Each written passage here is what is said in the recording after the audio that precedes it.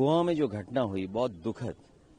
हालांकि लोकसभा में कल वंदे मातरम था, तो हम लोग भी ये बात सोचते थे कि वंदे मातरम हमारे लिए ज्यादा इमोशनल है कि गोवा में जो घटना हुई है वो ज्यादा इमोशनल है हमारे लिए।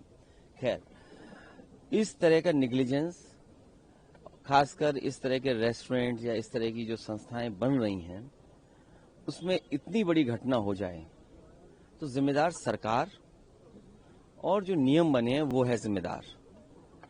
और उसके बाद अगर इस तरह से लोग भाग जाएं तो और गंभीर विषय बन जाता है। हालांकि सीमाएं भारतीय जनता पार्टी के पास हैं, उन्हीं की जिम्मेदारी सुरक्षा रखना, नियम कानून उनके पास है, उन्हें कार्रवाई करनी चाहिए, उन्हें पकड़ना चाहिए। यूपी में भी इसी तरह लोग भाग जाते हैं। कफ सिरप का मामला है, सामान्य घटना हो तो बुलडोजर तैयार रहता था, इधर कफ सिरप का इतना गंभीर मामला हुआ जिसमें बड़े लोगों की जान गई, सब बीजेपी के लोग शामिल हैं। सुनने में आ रहा है जो बुलडोजर इन्होंने खरीदे थे उसके ड्राइवर भाग गए हैं, बुलडोजर की चाबी खो गई है, कहीं कुछ नहीं हो रहा है। कोई सोच सकता है, हम तो ये मानते थे 100 करोड़ का है घोटाला, लेकिन अब जो बातें निकल करके आ रही हैं वो कई हजार करोड़ का घोटाला है। और यही नहीं, जिन विभागों को कार्रवाई करनी है वो सब विभाग मुख्यमंत्री जी के पास हैं। अगर उन्हें मौका मिल जाए मुख्यमंत्री जी को बात को दबाने के लिए तो कहीं इनकाउंटर कर देंगे और आपका सहयोग मिल जाएगा, इनकाउंटर न्यूज बड़ी हो जाएगी, कोविड और कफ सिरप की न्यूज छोटी हो जाएगी। गंभीर विषय है, आप भी इसमें मदद करें। ये भागने वाले लोग भारतीय जनता पार्टी भगाती है। इलेक्टोरल रिफॉर्म के ऊपर चर्चा होनी है यार। इलेक्शन रिफॉर्म पर जो डिबेट होनी है उसमें आपका पार्टी से ट्रेड कर रहे हैं और क्या हमारी पार्टी सबसे बड़ी पार्टी उभर करके आई 2024 में, और उसका परिणाम यह है कि हमें वो फेस करना पड़ रहा है एसआईआर के बारे में। और आप लोगों को अगर याद हो, जब अयोध्या का चुनाव हुआ था मिल्कीपुर का, मैंने बाकायदा नाम पढ़े थे आपके सामने और नाम पढ़ करके बताया था कि ये अधिकारी हैं जिनकी वजह से हम चुनाव हारे हैं। जहां चुनाव सुधार की जरूरत है, चुनाव आयोग को अपने आप में एसआईआर कराना चाहिए कि आखिरकार ये गलतियां कमियां कैसे छूट गई।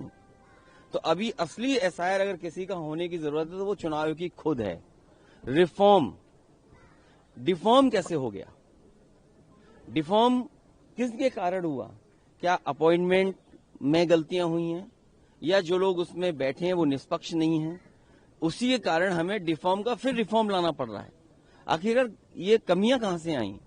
और यूपी में सुनने में आया है जो ऐप इन्होंने बनाया, ऐप का मुझे नहीं पता किसने बनाया है, ऐप तो बीजेपी बता सकती है कि ऐप किसने बनाया होगा। जो मैपिंग का तरीका अपनाया इन्होंने ऐप के माध्यम से, सुनने में आ रहा है कि 5 करोड़ वोटरों को दोबारा फॉर्म भरना पड़ेगा। ये सामान्य घटना नहीं है उत्तर प्रदेश की। अगर 5 करोड़ लोग दोबारा फॉर्म भरेंगे तो सोचो कितने तकलीफ और परेशानी में लोग होंगे। अभी रामपुर की घटना आई है, हमारे यहां तो ये भी है ना कि अगर आपको थाना चाहिए तो इनकाउंटर कर दो, अगर आपको बड़ा थाना चाहिए तो हाफ इनकाउंटर कर दो, और अगर पैसे वाला थाना चाहिए तो लगड़ा इनकाउंटर कर दो। रामपुर में जो मां ने फॉर्म भरे हैं अपने बेटों के जो बाहर थे, ये बात स्वीकार कर रहे हैं कि बाहर थे बेटे, और परिवार के लोग फॉर्म भर सकते हैं। अगर बीएलओ ये गलती कराएगा और बताएगा, बीएलओ को ट्रेनिंग ही नहीं दी, मैं ये दावे के साथ कह सकता हूं किसी भी बीएलओ को कोई ट्रेनिंग नहीं दी गई। बीएलओ को ये नहीं पता है फॉर्म कौन सा देना है। अगर उस परिवार में ये बात कही जाएगी कि आपके बेटे बाहर हैं तो इनको नया वोट वाला फॉर्म भरना पड़ेगा, जबकि 2003 की वोटर सूची में उसका नाम है। डीएम साहब को क्योंकि नंबर बढ़ाना है, रामपुर से हट करके नोएडा डीएम बनना है, इसलिए उन्होंने जानबूझ करके मुख्यमंत्री जी के आने से पहले एफआईआर दर्ज कराई है। मां नूरजहां के ऊपर इसलिए एफआईआर दर्ज की है कि उन्होंने गलत फॉर्म भरा है। 2003 में अगर फॉर्म है तो परिवार का कोई सदस्य फॉर्म भर सकता है। और दावा ये करे सरकार के, लगभग 3 करोड़ से ज्यादा लेबर यूपी के बाहर है। महाराष्ट्र में तो एसआईआर नहीं हो रहा। हमारे यूपी के लोग न जाने कितने महाराष्ट्र में हैं, दिल्ली में एसआईआर नहीं हो रहा, बहुत सारे लोग यूपी के दिल्ली में हैं। तो अभी हाल ही में हमने देखा दिल्ली का एक वोटर, कोई सांसद 2 जगह वोट डाला। कोई सांसद, भारतीय जनता पार्टी के पास ये आजादी है, ये इम्यूनिटी है कि वो कोई सा कानून कोई सा नियम तोड़ सकते हैं। दिल्ली में भी वोट डाला और बिहार में भी वोट डाला।